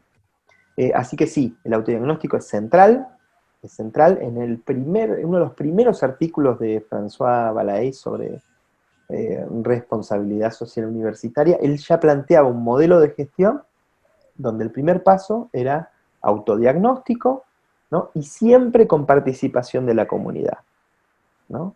De hecho, Úrsula se crea con la intención no de que sea un espacio de universidades discutiendo universidades, o de universitarios discutiendo universidades, sino un espacio de actores sociales discutiendo la universidad, ¿no? O sea, no que sea algo tautológico de académicos discutiendo cómo hacemos una mejor academia, sino con participación universitaria. Oscar estuvo en algunos foros de Úrsula, y bueno, si todo sale bien haremos algo virtual este año, y posiblemente iremos mirando algo virtual para siempre, pero un poco la consigna de los foros Úrsula es, no son las universidades las que exponen. Entonces, cuando uno va a un foro Úrsula, lo que se va a encontrar son organizaciones sociales, eventualmente alguna empresa, eventualmente algún gobierno, o alguna dependencia de gobierno, dependencia estatal, pública, interpelando a la universidad, ¿no? A través de proyectos que desarrollan y a través de discursos críticos directamente, ¿no? Que me parece que es un gran ejercicio por doble vuelta. Uno, por lo que dijiste en tu primera intervención, que es lo de la soberbia, ¿no? Es importante que exista un lugar donde, donde escuchar qué es lo que nos reclaman, ¿no? Y qué es lo que nos critican. Eso por un lado. Y segundo, porque eso es un insumo fundamental para nuestro autodiagnóstico, ¿no? Lo que pasa es esta idea, como la universidad no es reconocida como una organización, es una intelequia, ¿no? Es una intelequia, como valor social, ¿no? No está valorada como una organización, está valorada como algo más, como si fuera un dios, ¿no? Entonces la universidad es buena porque existe. Entonces si hay una universidad, eso es bueno. Pero ¿qué pasa si desde las universidades estamos reproduciendo un sistema que nos está haciendo daño? ¿Qué pasa si estamos contribuyendo desde las universidades a formar personas apáticas, a formar personas que no están preparadas para una convivencia global, a formar personas que no están preparadas para una convivencia con el medio ambiente, ¿no? A formar personas para desarrollar su consumismo desde el puesto que les toque ocupar a lo largo de su carrera profesional y en su vida personal? Y tenemos universidades que contribuyen a desarrollar conocimientos que no tienden a satisfacer las demandas sociales que tanto, sobre problemáticas que tanto daño hacen a la sociedad en todo el mundo, ¿no? Entonces tenemos una organización que no es reconocida como organización, entonces no es tan discutida, ¿no? Fíjense, si cualquier candidato que diga que va a construir más universidades o más escuelas, bueno, va a tener todo el apoyo porque vamos a estar todos de acuerdo, ¿no? A veces hay que pensar en cómo modificamos, ¿no? Estos enormes espacios, esta enorme cadena de reproducción de capital simbólico que tenemos. Bueno, ¿cómo hacemos para que eso desemboque en una crítica que finalmente nos ayude a tener una convivencia menos ridícula que la que tenemos actualmente, ¿no? Esto de que haya 1.000 millones de personas con hambre mientras estamos conversando por Zoom, digamos, bueno, claramente ahí hay un problema que no hemos sabido abordar como sociedad. Y fíjense que en los últimos 40 años la curva de acceso a la educación escolarizada es de una pendiente absolutamente positiva. Entonces tenemos más personas en las escuelas, más personas en las universidades, y nuestros estándares y nuestros indicadores sociales se mantienen más o menos parecidos, ¿no? En términos de hambre a nivel mundial, por ejemplo, ¿no? Bueno, Entonces, si logramos reconocer eso, si logramos, si se quiere, humanizar también en ese sentido a la universidad, no solo en el sentido de restarle positivismo a la universidad y a poner en duda la objetividad, que bien nos vendría, no solo en ese sentido, sino también a humanizarla en el sentido organizacional, a reconocer que es una organización que puede cometer errores, que puede estar cometiendo errores desde hace mucho tiempo, y que es susceptible de ser modificada, que es susceptible de ser perfectible, y que además tiene un potencial gigante para aportar al desarrollo de nuestras comunidades, como posiblemente o difícilmente tengan otras organizaciones. Entonces, fíjense que en América Latina las universidades y los sindicatos, ¿no?, u otras organizaciones, en Argentina los sindicatos, en otros países otro tipo de organizaciones sociales, son las organizaciones que el mundo estudia, ¿no? Desde la reforma del 18 en adelante, la universidad latinoamericana es caso de estudio en el mundo, ¿no? Y con México, con el servicio social en los años 30 y demás, ¿no? Entonces, ¿cómo no nos vamos a apoyar en una organización que además tiene una historia tan rica y una valoración social tan positiva? ¿Cómo no vamos a aprovechar ese instrumento que tenemos para transformar la realidad en un sentido positivo, ¿no? Así que en ese sentido tenemos todas las expectativas y todas las críticas que puede hacer la responsabilidad social a la universidad, lo hace desde dos lugares. Primero, desde el profundo amor que siente por la universidad. Y segundo, desde la profunda convicción de que la universidad es un actor muy relevante y que ocupa ese lugar en la valoración social, pero no es un actor político tan visible y que debería hacerlo para transformar positivamente la realidad. Perdón que me extendí mucho. Gracias, Eliana. No, gracias. Gracias también. Mira, provocadora la pregunta de Eliana, y estoy cogiendo otras preguntas, pero Baltasar, acá tú has dicho algo muy importante.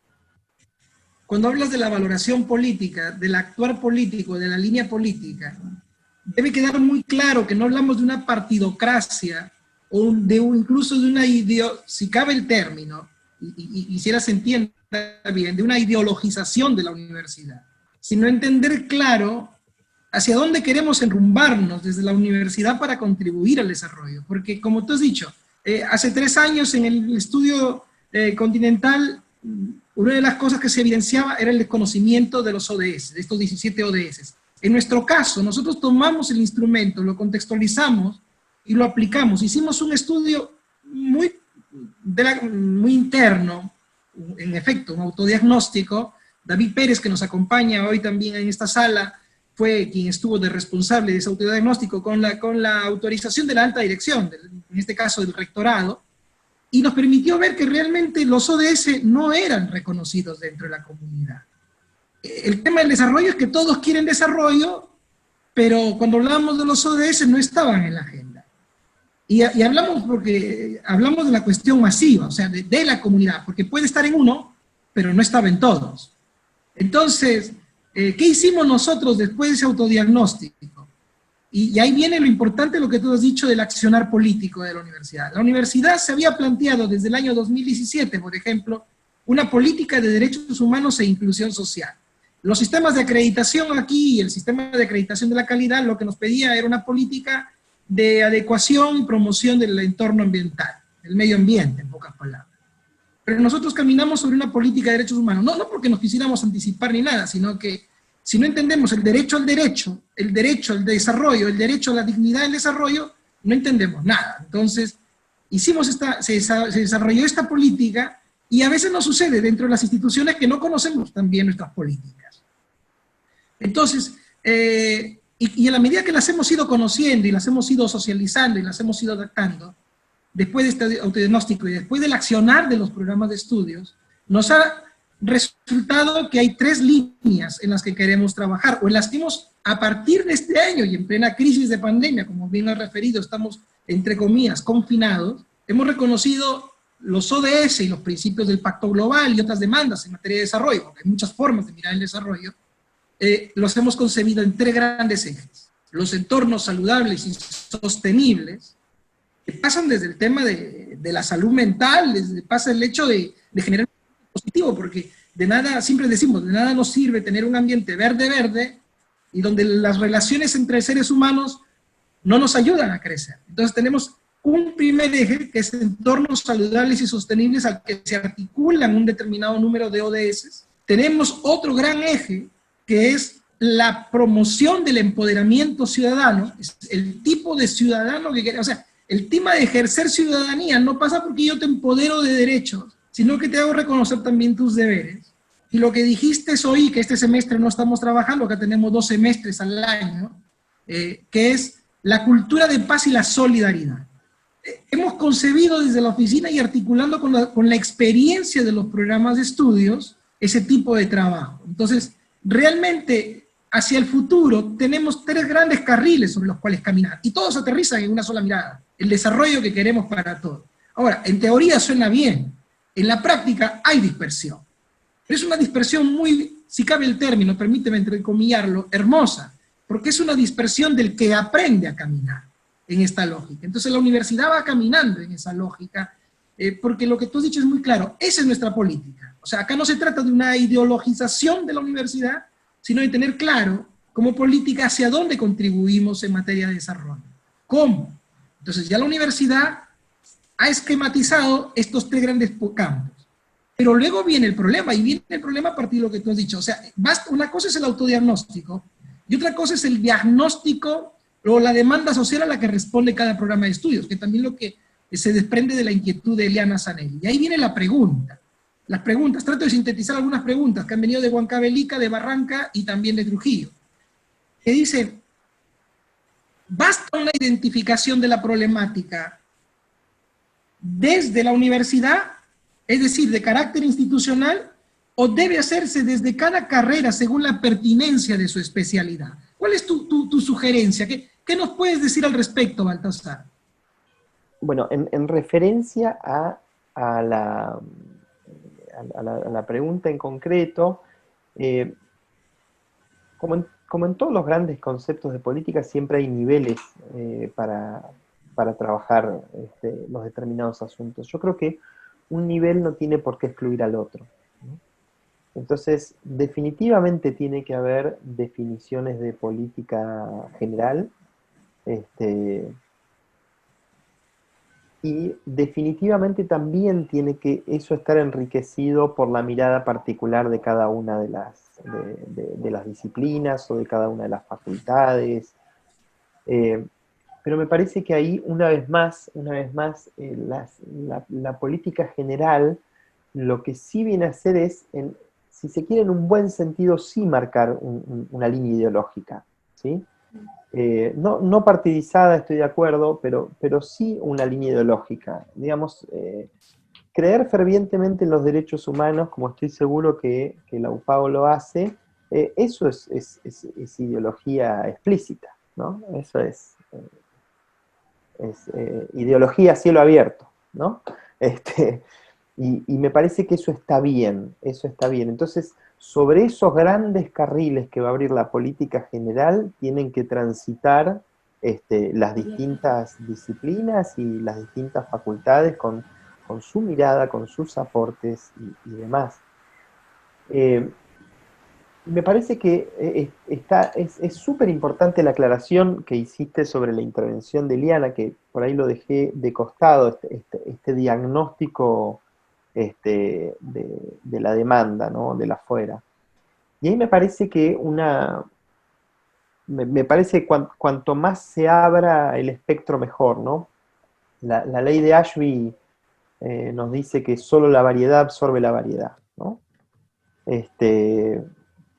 Entonces, cuanto más complejo es mi instrumento de medición, o sea, cuanto la complejidad de mi instrumento de medición se acerca a la complejidad del objeto a medir, voy a ser más preciso en el resultado, ¿no?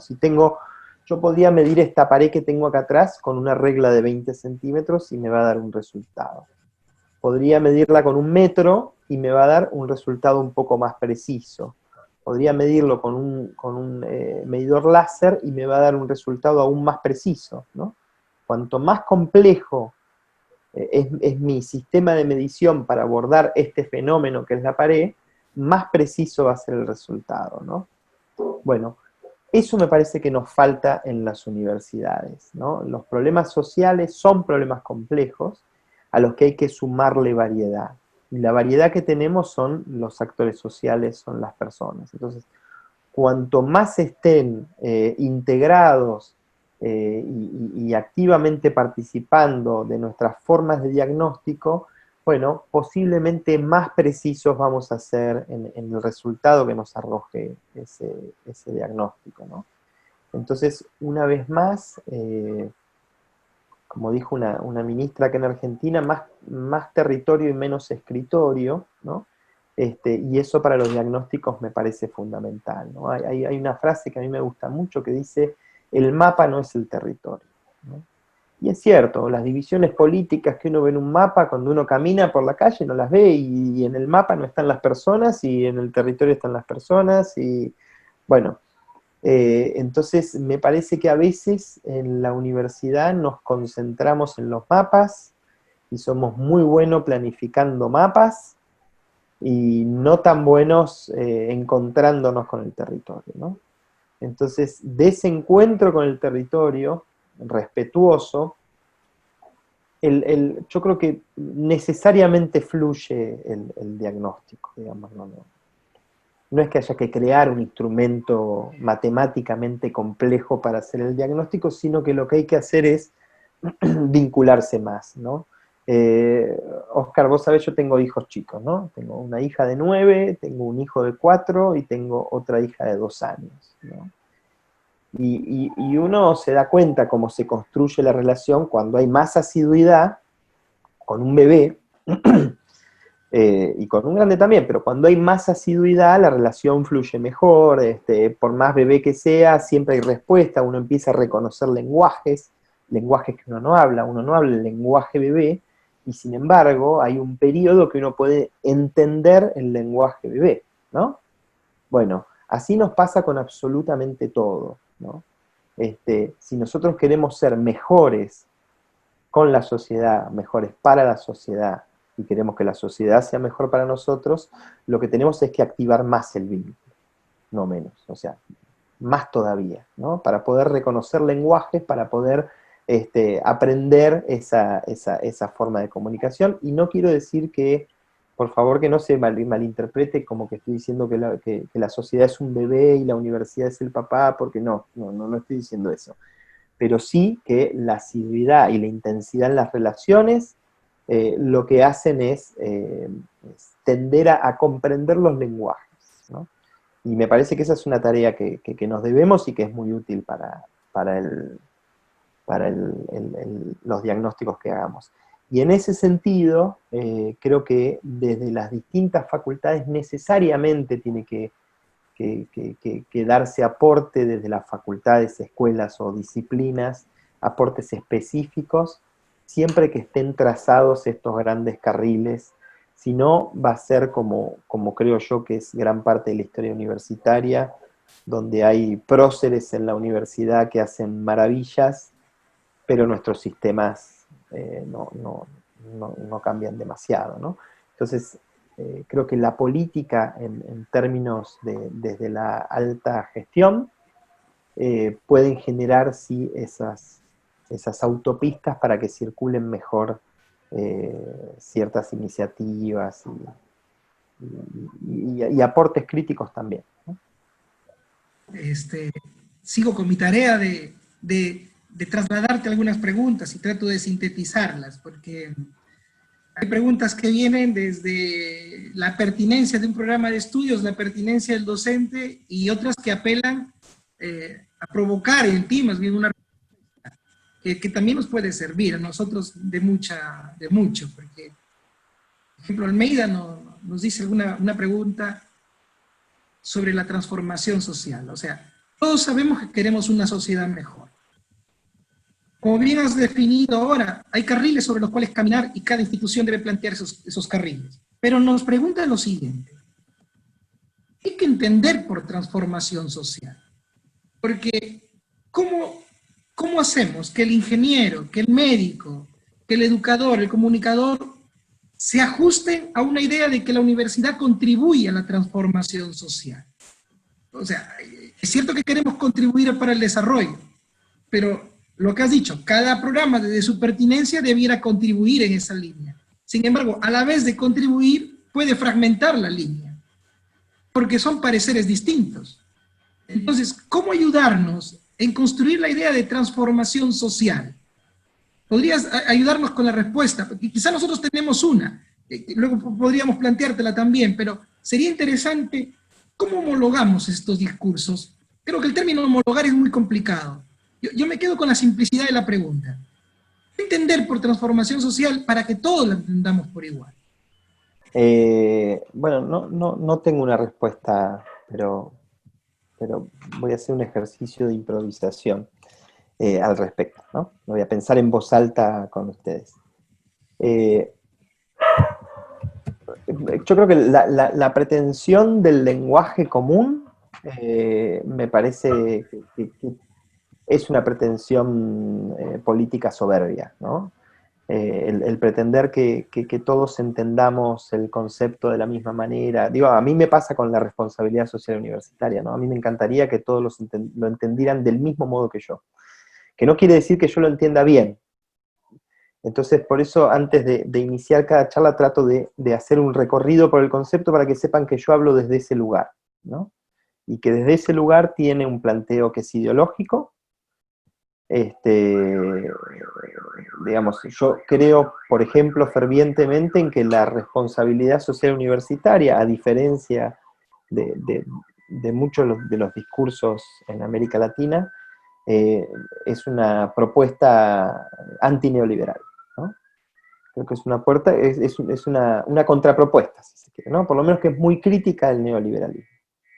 También hago la aclaración de que si hubiera otro sistema, necesariamente tendría que ser crítica de ese sistema, ¿no? Es la esencia de la responsabilidad está en esa desobediencia necesaria, ¿no?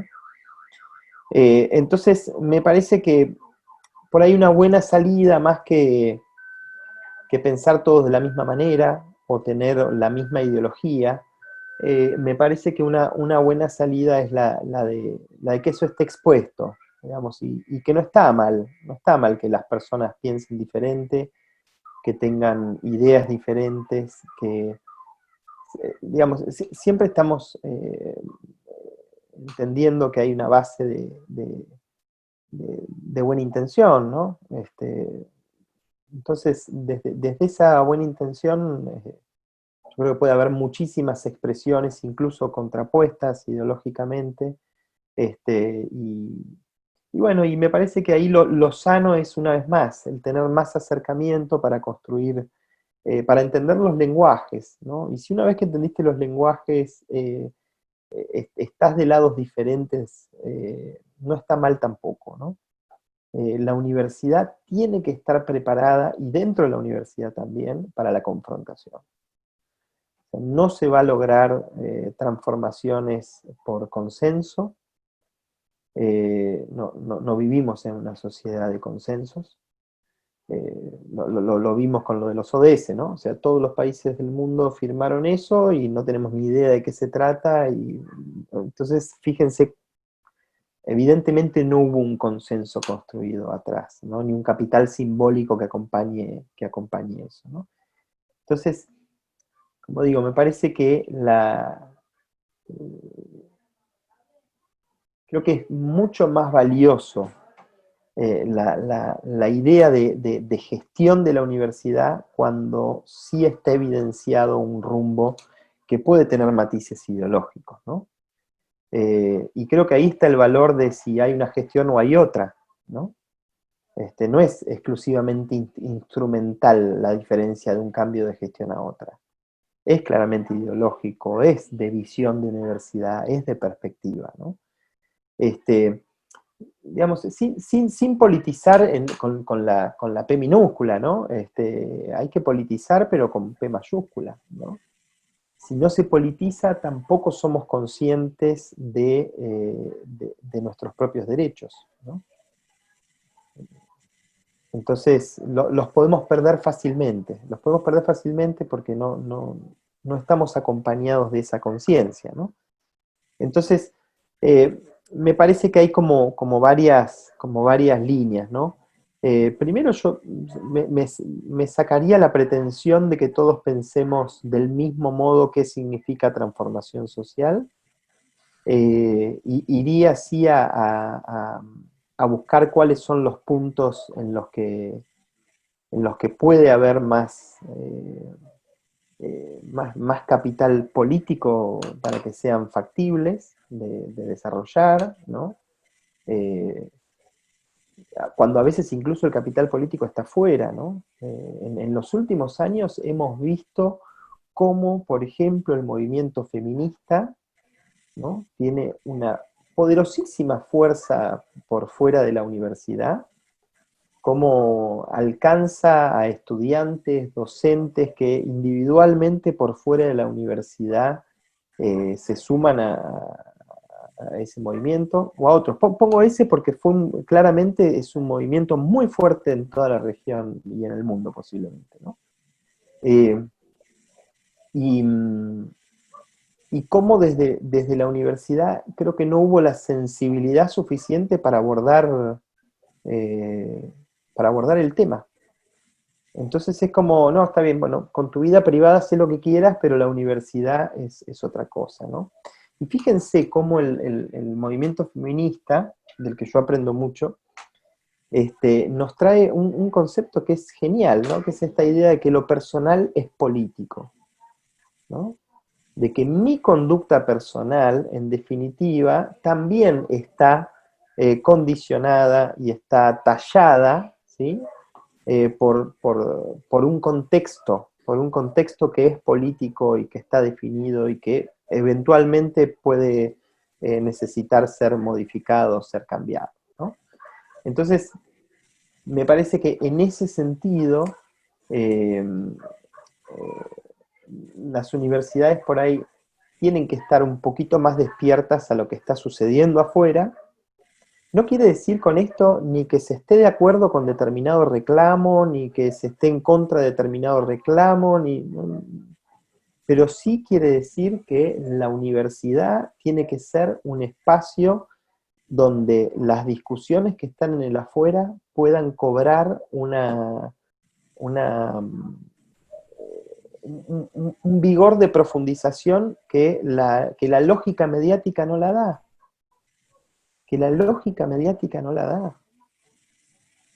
Y eso nos ha pasado en toda la región con un montón de batallas, de reclamos que muchas veces eran o son reclamos súper dignos, que valen la pena y que son minimizados a circunstancias que no hacen al corazón de la cuestión y terminan siendo desechados por una mediatización de las discusiones, ¿no? Entonces me parece que la universidad tiene que salirse de esa lógica, ¿no? Creo que pretender que cómo hacemos para que todos entendamos del mismo modo la transformación social en la universidad también es eventualmente rebajarse a la lógica mediática, ¿no? La universidad tiene que ser estratégica, tiene que ser política con P mayúscula, tiene que encontrar cuáles son los canales que tiene disponible, tiene que encontrar cuáles son las causas en las que puede sumar más capital político, y si hubiera otras para las que considera que no tiene el suficiente capital político, tiene que plantearse estrategias para alcanzarlo, para lograrlo, ¿no? Me parece que ahí está el quid de la cuestión, ¿no? Esto no distingue la universidad pública de la universidad privada. Esta es la universidad como concepción, ¿verdad, Baltasar? Como ser mismo de la universidad. Sí, yo trato de no hablar, de no hacer esa distinción entre universidad privada y universidad pública, primero porque la universidad es una institución. Es cierto que adoptó diferentes formas y colores en distintas partes de la región. A mí me pasa que yo yo soy de un país que tiene una universidad pública muy fuerte, y toda mi educación ha sido pública, entonces no tengo chances de ser, de acercarme a... No puedo perder subjetividad en el tema. Entonces trato de no usar esa categorización entre públicas, privadas, porque si no también sería injusto y habría que agregar otras categorías como, no sé, las universidades con fines de lucro, ¿no? De las universidades sin fines de lucro y demás, ¿no? Sí, acá hablamos de la universidad como institución. eh, yo creo que las universidades privadas también tienen ese deber de ser un actor político relevante, ¿no? Sí, sí, definitivamente. Tu intervención, no sé, particularmente, creo que a muchos nos hace pensar en un reformista de la generación del centenario aquí, que fue catedrático de la Universidad Nacional Mayor de San Marcos, un intelectual, además de un personaje político, Luis Alberto Sánchez, que escribió una obra que se llamaba La universidad no es una isla, y que tenía que ver con esto, o sea, la manera como nos mirábamos siempre de cara con la realidad, confrontados con la realidad y cómo la realidad también se ve desde y dentro de la universidad. Bueno, esto es un diálogo, esto es un rimanaco, y lo que entendemos a partir de esto es que hay verdades que que tienen un carácter axiológico y tienen también condición de axiomas, o sea que no hay que ir más allá para verificarlas, sino reconocer que la universidad no es una isla, que la universidad, pero que obviamente tenemos que tener claro hacia dónde queremos enrumbarnos. Cuando decía que nosotros tenemos casi una respuesta, es que nosotros tenemos una visión y una misión declarada. Tenemos un modelo declarado. Y en la declaración pareciera que tenemos claro, porque hasta la responsabilidad social está declarada en nuestra concepción filosófica. Y como te decía, que hay funcionarios y todo, y lo tenemos muy claro. Pero estas reflexiones nos ayudan porque también están nuestros colegas docentes, están amigos de otras universidades del país, que nos siguen también por el Facebook y nos permite darnos cuenta, primero, que no hay una distinción cuando queremos hablar de desarrollo, y que, por último, lo que tú has dicho, si bien nos interpela institucionalmente, también nos interpela personalmente. Como ha dicho Eliana, ahora la tarea que nos queda es seguir en este camino de vincular el currículo con lo que queremos lograr en materia de RCU. Y también la investigación, obviamente, porque una de las grandes tareas que tenemos es la vinculación de la investigación formativa, la investigación científica. Baltasar, hemos llegado a casi la hora con 52 minutos de este encuentro pactado en 2 horas. Te dejo en el uso la palabra para que te despidas de nosotros, y luego nosotros agradecerte una vez más, y también agradecer a Fabiola, que está aquí desde México conectada, y que estaremos con ella el día viernes, también dialogando sobre experiencias. También nos está siguiendo Sabrina desde el Facebook, y nuestro saludo a ellos, a amigos del centro del país.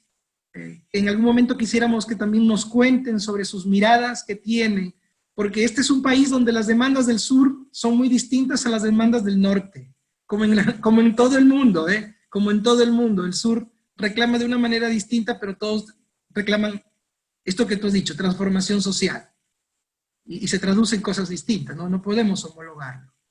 Te dejo en el uso de la palabra, Baltasar, siempre agradecido. Bueno, muchísimas gracias, Oscar, muchísimas gracias, Eliana, la verdad que un placer conversar con ustedes, muchísimas gracias a todos los que fueron planteando inquietudes y preguntas. Yo solo me hice de las que pudo sintetizar Oscar, pero bueno, muchísimas gracias a todos por la atención, por escuchar. Muchísimas gracias de verdad, Oscar, por las reflexiones y por siempre recordar autores y personajes, porque en definitiva varias de las cosas que estamos discutiendo no solo las estamos hablando, sino que estamos siendo hablados a través de ellas, ¿no? Son discusiones que ya estuvieron en otros momentos y muchas veces es muy bueno encontrarse con lecturas, con discursos, con perspectivas. Recién la mencionabas a Sabrina, que le mando un abrazo muy grande. Yo de Brasil me pierdo muchas cosas porque solo hablo español, pero hay varios libros traducidos de Darcy Ribeiro, del que yo aprendo muchísimo de su perspectiva de universidad, ¿no? De esta idea de universidad como proyecto político, ¿no? Esta idea de un proyecto de universidad, ¿no? Si no es nada más que un espacio donde se juntan una cantidad de disciplinas y se ofrece formación para que la gente pueda tener mejores trabajos y demás. Y eso si bien es noble, es reducir, me parece, es un reduccionismo de lo que espero yo que sea la universidad, ¿no? Yo espero que haya quedado claro desde dónde digo las cosas que digo. No quiero que... espero que les haya gustado. A mí me gusta mucho compartir algunas ideas, algunos pensamientos. Me gusta mucho el rebote, tener las reflexiones. Pero no me gustaría que se interprete nada de lo que he dicho como una declaración de verdades absolutas, ¿no? Son reflexiones que me inquietan, hay problemas que no me dejan dormir y que creo que deberíamos poder abordar mejor, ¿no? Problemas que son que aparentemente se resuelven de manera muy sencilla y sin embargo no estamos encontrando los elementos para hacerlo, ¿no? Yo trabajo o participo de una organización que se dedica a sustentabilidad de la vivienda social, ¿no? Y hace unas semanas, entonces nosotros trabajamos, hacemos mejoramiento habitacional en términos de hacer una casa más segura, de hacer una casa con mejor confort térmico y demás. Son intervenciones muy puntuales, muy económicas en barrios populares y que hacen a una transformación grande en la calidad de vida de las personas, ¿no? Y hace unas semanas, en el mismo barrio, en uno de los barrios que estábamos trabajando, en la manzana siguiente, se murió un niño de 9 años por monóxido de carbono, ¿no? Nosotros tenemos la costumbre de instalar en las casas que intervenimos, instalar alarmas para la detección de monóxido de carbono, ¿no? Y fíjense lo cerca que estábamos y sin embargo, ¿no? Nunca llegamos a ese lugar, ¿no? Y no sé, pienso en ese tipo de situaciones que es tan pero tan sencillo poner una alarma de monóxido en barrios populares, ¿no? Y todos los inviernos, sobre todo en el sur de la Argentina, en la Patagonia, donde tenemos fríos muy crueles, y donde los sistemas de calefacción son múltiples, y todos los inviernos entonces estamos sufriendo algunas muertes por monóxido de carbono, y no nos enteramos de las enfermedades, ¿no?, que produce. O sea, solo nos enteramos de las muertes porque no somos conscientes de qué otras enfermedades provoca, ¿no? Entonces digo, hay para buscar y para encontrar una enorme cantidad de problemas que están en la sociedad, que no son de solución compleja, que hay que estar, hay que acompañar, hay que mirar, y bueno, y me parece que una buena forma para que la universidad empiece a tener diferentes inquietudes es esa inyección territorial, ¿no? Yo les aseguro que con apenas muy pocos proyectos en lugares con realidades diferentes al clima universitario áulico, necesariamente provoca inquietudes diferentes de parte de los estudiantes, provoca demandas diferentes de parte de los estudiantes, provoca además una conciencia cívica fenomenal, provoca una conciencia política fenomenal de parte de los estudiantes que de golpe en el marco de un proyecto se sienten útiles para satisfacer objetivos comunes en comunidad. Y yo aspiro en toda nuestra región y en el mundo, yo aspiro a que parte de la formación profesional tenga que ver con eso, Mi mejor profesora, mi gran maestra Estela Camarota, a mí me sorprendió la primera vez que tuve una clase con ella, ella da todo un discurso que uno se cae sentado al suelo por el discurso que da esa mujer, y una de las cosas que aclara, una clase con unas 120 personas en el aula, y ella desde el primer día diciendo, quiero que sepan que yo todos los días que tengamos clase voy a venir a formar al próximo presidente de la Argentina, ¿no? Marcando el nivel de donde va a estar la clase, ¿no? Y me parece muy sano y muy responsable, ¿no? esa perspectiva, ¿no? Entonces, por ahí tenemos que empezar a imaginarnos, ¿no? De nosotros en esta universidad, ¿qué es lo que vamos a hacer? ¿A quién vamos a formar? ¿No? ¿Qué conocimiento vamos a producir? ¿No? Y me parece que tenemos que animarnos a pensar en grande, porque somos desde el sur, porque somos para el sur, porque tenemos una riqueza cultural que es maravillosa, Perú ni hablar. Entonces tenemos que valernos de eso para no solo provocar soluciones en el marco de las soluciones que ya existen, sino animarnos a pensar mundos posibles, animarnos a pensar formas diferentes de hacer las cosas, incluso formas diferentes de relacionarnos, formas diferentes de finalmente alcanzar esta tan deseada, por lo menos por mí, convivencia pacífica, global, y que nos permita a todos gozar de la mejor manera posible de los derechos humanos, principalmente. Así que muchísimas gracias. Gracias, Baltasar. Gracias una vez más. Yo creo que la conclusión la has dado, y esto coincide con Santiago Pérez y otros más que te han escrito también en el Facebook, y donde dicen lo siguiente. Esta es la conclusión. Necesitamos un currículo que integre la transversalización de la RCU y la intervención de la territorialidad y la territorialidad en nuestras intervenciones. Me parece que ese es un tema de agenda para cuando diseñamos currículo, incluso cuando queremos investigar desde la realidad.